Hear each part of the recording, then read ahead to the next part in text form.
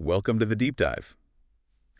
Today we'll be diving into the world of digital identity Oh, wow. and citizenship. Yeah. You know how technologies like blockchain could completely revolutionize how we think about identity Yeah, definitely. and belonging Mm-hmm. in our increasingly digital world. For sure. We've got a stack of reports, research papers, Huh? even some legal analyses, Interesting. all hinting at how this could all play out. Yeah, and it's not just about, Yeah. moving beyond simple usernames and passwords. Right. We're talking about a future where your digital identity is secure, verifiable, and most importantly, gives you control over your information. Right. Imagine a digital passport Okay. that you own and manage, not governments or corporations. It's a powerful idea. Yeah. One of the things that really struck me as I was going through all these sources was what if digital identity becomes so central to our lives that it eventually replaces, or at least drastically changes, the whole concept of citizenship? That's the big question, isn't it? And the answer is anything but simple. Right. There are so many possibilities. Right. Our sources paint a picture that's both incredibly exciting and a little bit unsettling. Okay. On the one hand, you have these utopian visions of a world without borders, where digital identity empowers everyone to participate in a truly global society. I see. But on the other hand, there's the very real concern that digital identity could simply replicate Right. and even amplify the inequalities that Yeah. already exist in our world. Okay, so let's start with the potential upsides. Okay. One of the papers we're diving into, Digital Identity and Distributed Ledger Technology, Mm. highlights some pretty amazing benefits. Yeah. It talks about how digital identity could make managing our identities online and offline way more efficient and secure. And this isn't just about convenience. Think Right. about empowerment, the idea of self-sovereign identity. Yeah. This means you would have complete control over your personal data. Got it. You decide who gets access to what information, Right. instead of having it scattered across countless databases that you have no say in. So no more having to remember a million different passwords or worry about data breaches. Exactly. Sign me up. And think about what this could mean for people in developing countries, Oh, yeah. where reliable identification is often a major barrier to accessing basic services and economic opportunities. That's what our sources refer to as leapfrogging. Right. Using technology to bypass outdated systems and jump straight to a more efficient and equitable way of doing things. Right.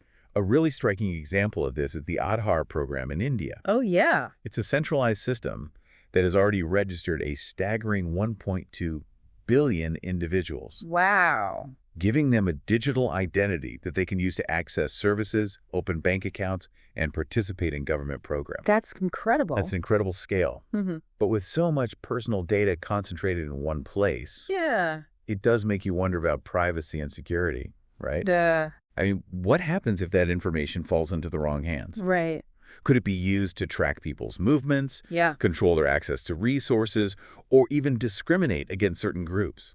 That's a critical question. Yeah. And it highlights the importance of governance. The Right. rules, the regulations, the values that we embed in these systems. Right. Technology is just a tool. Mm-hmm. It's how we use it that determines whether it leads to a more just and equitable world or simply reinforces existing power structures. One of our sources, a report from McKinsey & Company, Okay. actually injects a dose of skepticism into all this DLT enthusiasm. They point out that there was a lot of hype surrounding blockchain a few years back. Yeah. And some of that has faded as people have realized that it's not a magical solution to every problem. So you might be wondering if DLT is just a buzzword. Right? While the initial excitement may have cooled down a bit, Yeah. there's no denying that DLT still holds enormous potential for certain applications. And digital identity is one area where it could really make a difference. Got it. But we need to be clear-eyed about the challenges. So it's not just about blindly adopting the latest technology. Exactly. It's about being thoughtful and asking the right questions. Exactly. A paper by Zwitter and Boise Dispio Okay. suggests a framework for determining whether DLT is the right tool for the job. Interesting. They propose asking 4 key questions. Does it need to be decentralized? Okay. Does it need to be immutable? What? Does it outweigh the costs? And most importantly, does it align with ethical principles in human rights?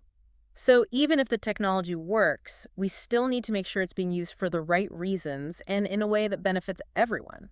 So we've got these different models, each with its own strengths and weaknesses. Uh-huh.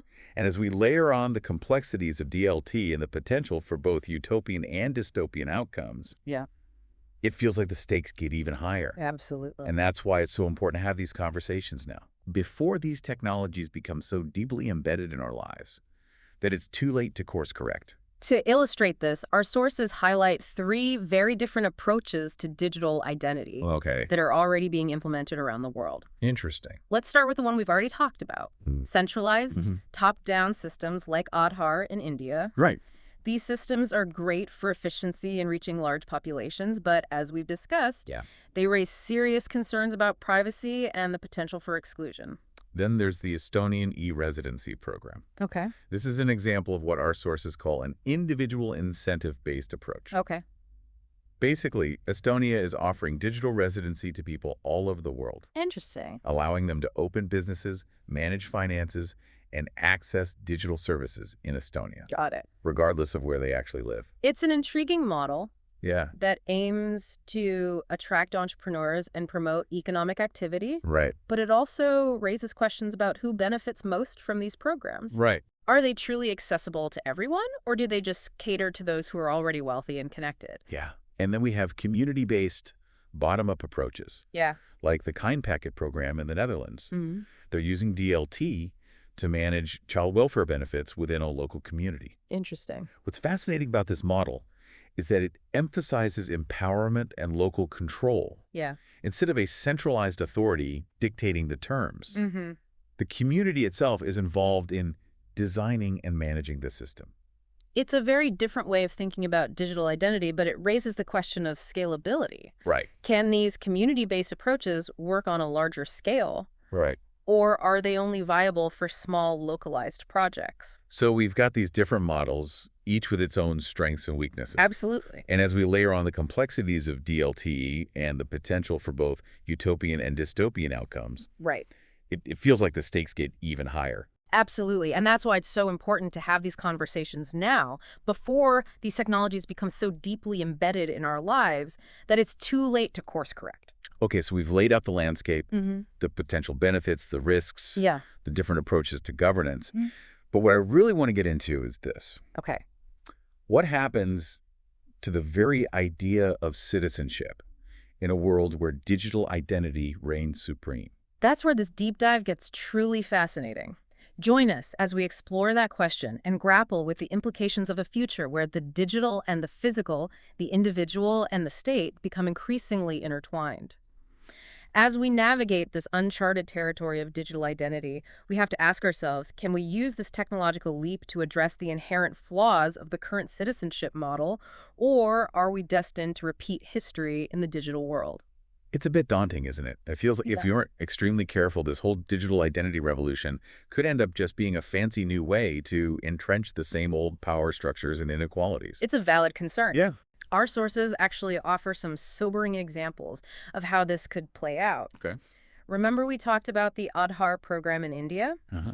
While it's impressive in scale and efficiency, critics argue it has also been used to exclude certain groups from essential services. Right. Think about vulnerable populations Yeah. who might not have the required biometric data Yeah. or struggle to navigate a complex digital system. It's almost ironic. Yeah, The very people who could benefit most from a more equitable system right. are the ones who are most at risk of being left behind.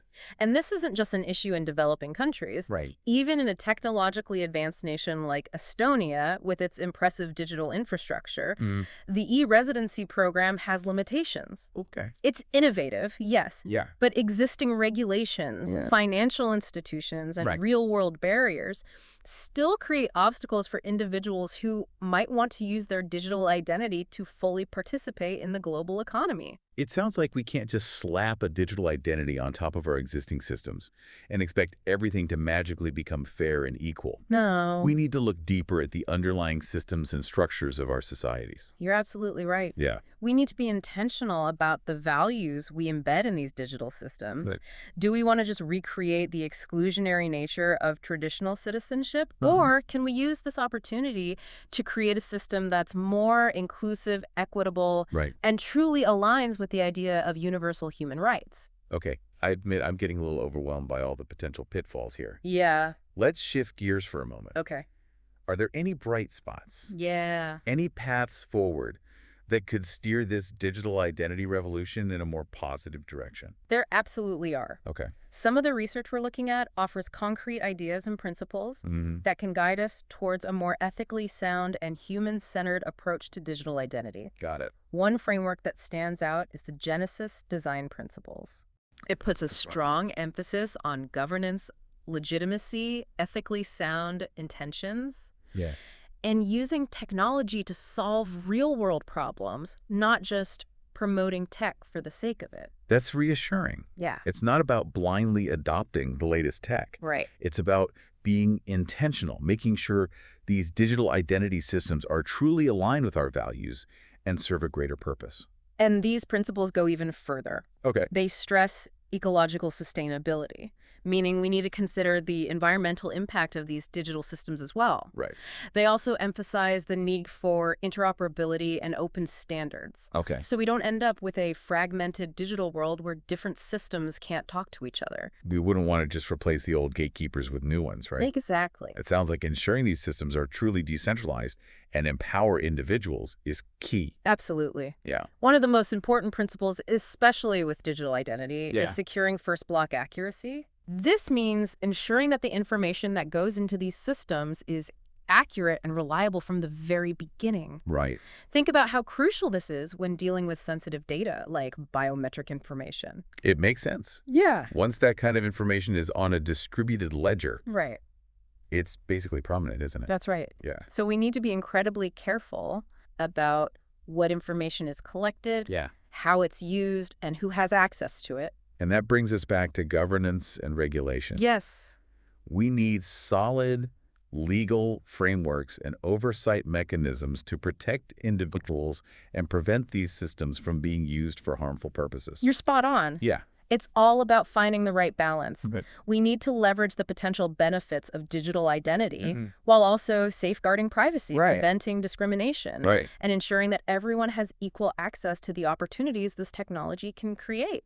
It's a complex challenge. Yeah. It seems clear from all this research that this isn't just a technical issue. Yeah. It's a societal one, a human one. Right. It's going to take technologists, policymakers, ethicists, and everyday citizens coming together to have a real conversation about the kind of future we want to build. I couldn't agree more. Yeah. This conversation needs to happen now. Right. Because the decisions we make today will have long-lasting consequences for generations to come. So how do we get started? Well, Oh. a lot of our sources point to the potential of starting small. Okay. Focusing on specific problems that can be addressed with digital identity solutions. Okay. Think back to the community-based approach of the Kind Packet program in the Netherlands. Right. By starting at the local level, Yeah. involving communities in the design process, Okay. and building trust through transparency, we can demonstrate the value of this technology while also figuring out how to implement it responsibly. So it's about experimenting, learning as we go, Yes, and building momentum for change from the ground up. exactly, as Sure. we test things out and learn what works. Right. We need to keep asking ourselves some tough questions. Like what? Are these digital identity solutions truly empowering individuals? Are they promoting equality and justice? Are they making the world a better place? Because at the end of the day, that's what it's all about, right? Yes. Using technology to create a more humane and just world, not just a more efficient one. Precisely. Yeah. And that brings us back to the fundamental question we started with. Okay. What does citizenship even mean in a world that's being transformed by digital identity? Is it a world without borders, where everyone has equal access to opportunities regardless of where they happen to be born? Right. Or is it a world where digital walls and hierarchies just end up replacing the physical ones? That's the million-dollar question. Yeah. And the answer, my friend, is still unfolding. Right. It's up to all of us to decide what kind of story we want to tell. And that's what we'll be exploring in the final part of our deep dive. So we've talked about a lot in this deep dive about digital identity. We have We've looked at the benefit. Yeah. the potential risks, the complexities of DLT, Yeah. and even dare to imagine a future where digital identity reshapes. Right. what it means to be a citizen. It's pretty mind-blowing, isn't it? It really is. Yeah. And through all of this, it's become clear this isn't just a technological shift. It's a societal one, Yeah. a human one. It is. It makes us think about some pretty fundamental things Definitely. about identity, belonging, Mhm. what kind of world we want to build for the future. For ourselves. Yeah, for ourselves and for future generations. Absolutely. One of the most thought-provoking ideas from all this research Yeah. is this idea that digital identity could break free from the limitations of traditional citizenship. I mean, just imagine a world where your opportunities, your rights, your ability to participate in society aren't determined by where you happen to be born, Wow. but by your skills, your contributions, your values as a human being. That sounds almost like global citizenship, It is just, isn't it? where everyone has an equal chance. Yeah. Yeah. Could the digital realm become a space for true equality? It's a compelling vision, and while there are undoubtedly challenges to overcome, Right. our sources offer some glimpses of how we might get there. Okay. For example, the concept of self-sovereign identity, Right. where you have control over your own data Mhm. and how it's shared, could be a powerful tool for breaking down traditional barriers and fostering a more inclusive digital world. So instead of being at the mercy of governments or corporations, Exactly. you get to decide who has access to your information and how it's used. Right. That could be a game changer for people who have historically been marginalized or excluded. Absolutely. And we've seen how community-based approaches, where digital identity solutions are developed and implemented from the ground up, can empower communities to create systems that truly reflect their values and needs. So rather than imposing a one-size-fits-all solution from the top down, Right. we could see a more diverse and dynamic digital landscape Mhm. where different communities experiment with different models of identity and belonging.